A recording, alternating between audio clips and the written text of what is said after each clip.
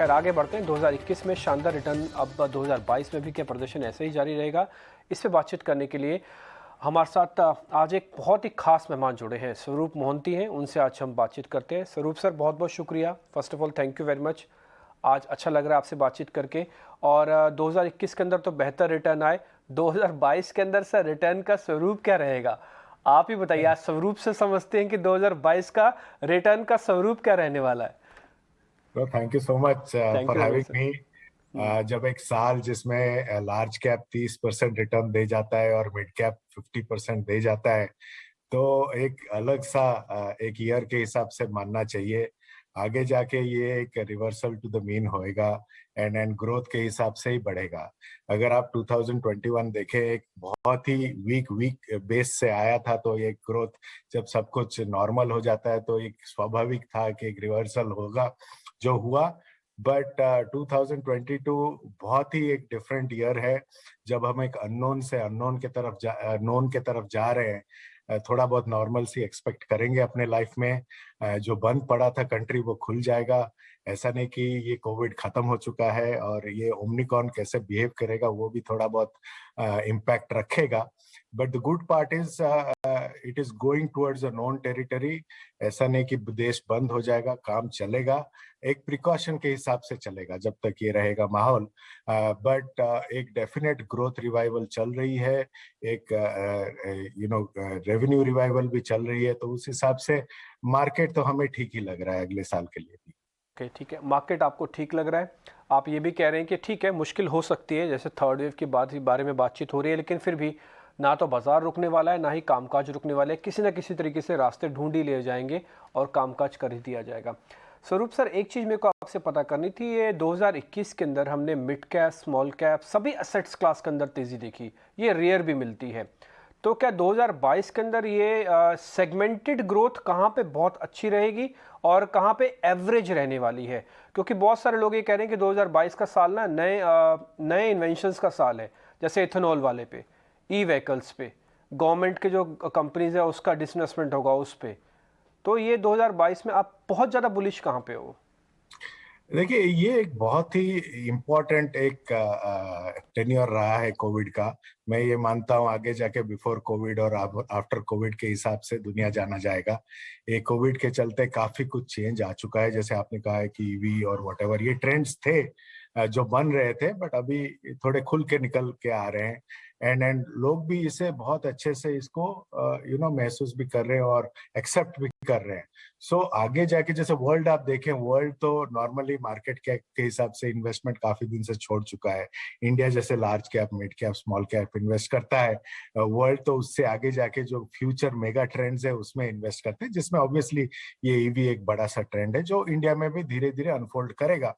But when you look at 2022, एक एक छोटा सा कैविएट देता हूं कि जो एक इतना बड़ा साल जाता है, जबकि large cap, mid cap, small cap इतने अच्छे रिटर्न देखे जाते हैं, एक स्वाभाविक होता है ये जानना कि जो इजी रिटर्न था वो हमारे पीछे हो गया है। इससे फिर से दोहरा के एक्सपेक्ट करना मेरे हिसाब से एक फंडामेंटली फ्लॉड कॉन्सेप्ट है। ऐसा नहीं कि रिटर्न नहीं है, रिटर्न बहुत स्पेसिफिक पॉकेट्स में है और अच्छे वैल्यू में है। जैसे अगर हमारा हाउस व्यू आप देखें, हम तो ये मानते हैं कि कंजम्पशन का एक रिवाइवल है। हेल्थ केयर एक एक डिफरेंट मायने लेके चलेगा, नॉट ओनली इंडिया, मैं तो मानता हूँ पूरा ग्लोबली हेल्थ केयर रिवाइवल एक बड़ा सा केस बन गया है थैंक्स टू कोविड। ऑटो हमें हमेशा अच्छा लगता है और ये आगे जाके अच्छा भी लगेगा। आईटी एक डिफरेंट ट्रेजेक्टरी में चला गया है। तो अगर आप ब्रॉड ये सब देखें, तो इस सब में अच्छे अच्छे स्टॉक्स हैं जो आगे जाके अच्छे वेल्थ क्रिएट करेंगे। हमारा एक कॉल है ऑन बैंकिंग, जो हम मानते हैं पार्टिसिपेट नहीं किया है इन द रैली सो फार। आगे जाके अगर इंडिया में बैंकिंग नहीं चलेगा तो इंडिया शायद भी नहीं चल सकता है। इकोनॉमी ड्रिवन कंट्री है, कंजम्पशन ड्रिवन कंट्री है। एंड ब्रॉड एक चीज आप मान के चले, अगर आप फ्यूचर बिजनेस की बारे में बात करें, तो एक low cost of capital which is an outcome of Covid will also help businesses in growing better. तो एक माहौल एक सेट हो गया है फॉर अच्छे बिजनेसेस टू डू बेटर। एक एक बहुत अच्छा एक टर्न आ गया है। और ये भी एक छोटा सा मैं बोलना चाहता हूं, क्योंकि अच्छे सेक्टर्स हैं, कुछ अच्छे सेक्टर्स नहीं हैं। ब्रॉड मार्केट में एक वैल्यू के लिए अच्छे स्टॉक्स हैं।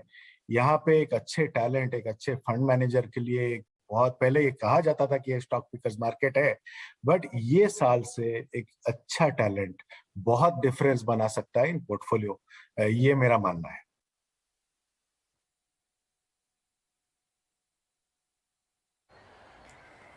Right.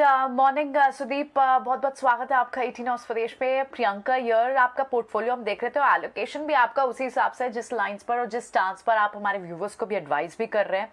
Round about banking itself holds some 26% in your portfolio. उसके बाद सॉफ्टवेयर पे लगभग 15% का एक्सपोजर है आपका।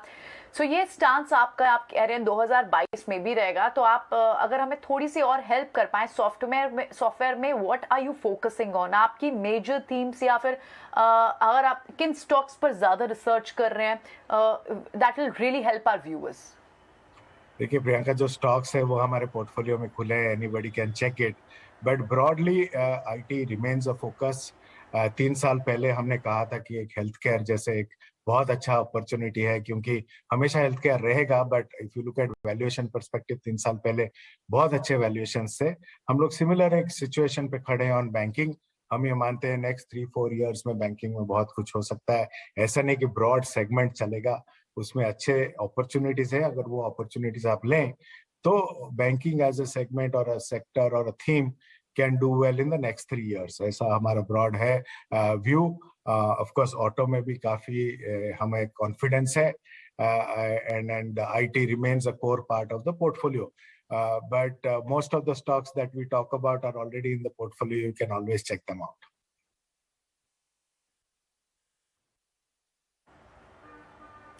करेक्ट सुदीप।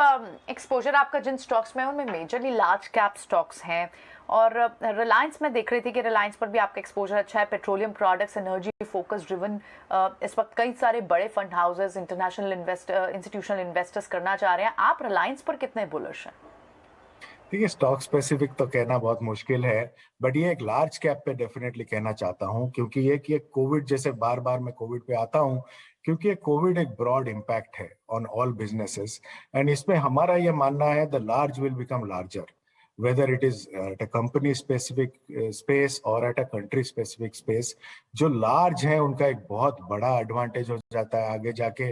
जो ऑटोमेटेड कंपनीज हैं इनका बहुत बड़ा एडवांटेज हो जाता है, और जो कैश रिच कंपनीज हैं इनके तरफ एक बड़ा झुकाव जाएगा। ये कोविड का एक्चुअली इम्पैक्ट क्या है और क्या बनेगा, ये नेक्स्ट 2-3 इयर्स में जाना जाएगा। तो ये एक अंडरलाइंग माहौल जो रहेगा विच विल प्ले आउट, इसमें हमारा ये मानना है कि लार्ज कंपनीज की तरफ झुकाव डेफिनेटली बन जाता है इन आर एलोकेशन। ये हमारा कॉल भी है। एक मिड कैप में बहुत अच्छा रन गया है, और ये बार बार हम कहते हैं द इजी मनी जो था वो पीछे रह गया है। आगे जाके बहुत balance sheet driven stock specific returns आएंगे। ये ब्रॉड मार्केट शायद ना रहे, both mid cap and small cap, but definite एक एडवांटेज है लार्ज कैप की तरफ, जो will play out in the next 2-3 years, because ये actual impact of COVID on not only India but on the world, whether it's on the man force या on balance sheet, वो अभी 2-3 साल में play out करेगा। तो जो companies बहुत बड़े हैं, जिनके पास कैश है to buy out competition also, या to play out this covid thing entire space, उनके तरफ एक झुकाव हमारा डेफिनेटली है। स्वरूप, जैसे आप खुद भी ये बात कह रहे हैं ना कि एक 2022 के अंदर एक अच्छे फंड मैनेजर की ज़रूरत होगी, क्योंकि आपके स्टॉक पिकिंग पे बहुत डिपेंड करेगा, है ना। ये आप भी मानते हैं, खैर हम तो मानते हैं, इसलिए हम तो ये भी जानते हैं कि स्वरूप Mohanty one of the finest fund managers में से एक है। स्वरूप, इसलिए मेरे को एक चीज़ आपसे ये पता करनी है। आप अभी ये बता रहे हैं कि ये सेगमेंट ठीक है, इसके अंदर अपन जा सकते हैं, 2022 के अंदर ओवरऑल रिटर्न ठीक रहेगा।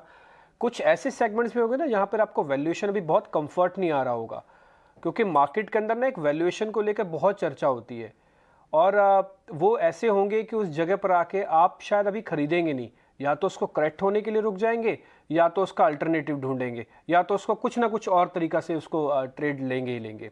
तो वो वाला एरिया कौन सा है जहां पर वैल्यूएशन को लेकर हल्के फुल्के कंसर्न्स हैं? नहीं, ये एक बहुत अहम सवाल आपने कहा है, क्योंकि एक जी। ब्रॉड फंड मैनेजर का बेसिक जो ऑब्जेक्टिव रहता है वो अच्छा बिजनेस अच्छे प्राइस में खरीदने की कोशिश रहती है। ये अभी तक ठीक रहा है। मैं ये कह रहा हूँ कि आगे जाके अगले साल ये टेस्ट होएगा कि वेदर एबिलिटी है to assess a good business, वो एबिलिटी है, बट उसका प्राइस ठीक है कि नहीं इस पे डिपेंड करेगा आगे जाके उसका ग्रोथ प्रोस्पेक्ट। ये थोड़ा टेस्ट होगा आगे जाके, इसलिए मैं कह रहा हूँ कि एक अच्छा फंड मैनेजर और एक बेहतर फंड मैनेजर में थोड़ा फर्क आ जाएगा अगले साल, क्योंकि ये डेफिनेट एक टेस्ट रहेगा। उसमें जो आज के डेट में जो एक माहौल है, बहुत इंटरेस्टिंग माहौल है इंडिया में। ब्रॉडली नॉर्मलाइजेशन की तरफ हम जा रहे हैं, ऐसा नहीं कि कोविड वापस जा रहा है, बट लाइफ आगे बढ़ रहा है। ये हम कोई भी पैंडेमिक आप देखें, धीरे धीरे वो हम महसूस करने लगते हैं, उसके साथ रहने की कोशिश करते हैं, और ये हमारा कंट्री एक उस हिसाब से जा ही रहा है। उस माहौल में जो होगा उसमें एक वेरी इंटरेस्टिंग थिंग है कि हम एज अ फंड हाउस भी हम बहुत बेंचमार्क ड्रिवन है, तो हम पूरा बाजार देखते हैं। कुछ सेक्टर अगर खराब लगते हैं, बट उसमें भी बहुत अच्छे वैल्यू में अच्छे स्टॉक मिल रहे हैं। ये पहले से भी बोल रहा हूँ कि क्लीशेड स्टेटमेंट है कि स्टॉक पिकर्स मार्केट है, but 2022 actually will become a stock pickers market, because across market हमें अपॉर्चुनिटी दिख रहा है, और जो फंड हाउस के पास इनफ्लो रहेंगे ये उनका एक एडेड एडवांटेज रहेगा, उसका कोई डाउट नहीं है मुझे।